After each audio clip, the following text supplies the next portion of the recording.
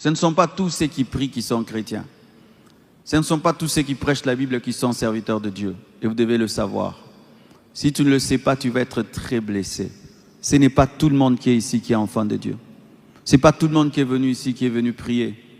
Certains ne sont pas venus prier. Ils sont venus faire le travail du diable. Ils sont venus dans la chair. Ils sont venus pour venir. Et ce sont eux souvent qui blessent. Dieu m'a fait grâce avant le départ de l'homme de Dieu, Jacques-André Verneau. J'étais allé le voir au bureau. Il m'avait reçu. C'est quand il m'avait donné la permission de prêcher à la radio. Et comme ça, il m'a partagé ses expériences. Et il m'a dit que la plupart de ses blessures provenaient des faux frères. Il m'a dit que les faux frères l'avaient plus blessé que les païens, que les sorciers, que les magiciens. Et c'est vrai.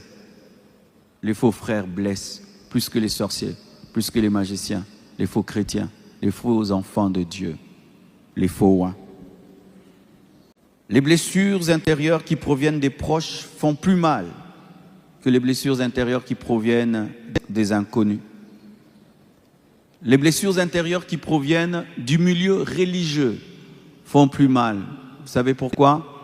Parce que lorsqu'on va à l'église, dans un ministère, on ne s'attend pas à être trahi, abandonné, insulté, rejeté, diminué.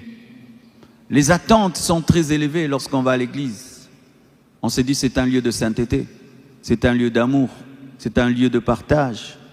J'ai vécu des choses dans le monde, mais c'est sûr qu'ici, je ne peux pas vivre ça. Mais tu vois les mêmes choses. Et ça blesse plus parce que les attentes sont très élevées.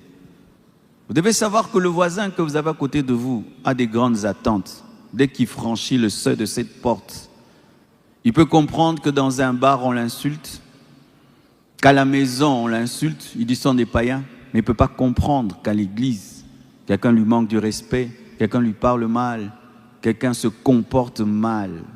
Et c'est pourquoi les blessures dans les quatre murs de l'église, dans les communautés, sont très profondes. Ne jouons pas avec les cœurs des uns et des autres, parce que nous sommes chrétiens, nous sommes des enfants de Dieu, nous sommes des oins de Dieu, que nous pouvons nous permettre de nous faire n'importe quoi. Et on dit, comme il prie beaucoup, donc il va supporter, ça ne va rien lui faire. Tu peux ramener un enfant de Dieu dans le monde et puis il va en enfer à cause de toi. Alléluia.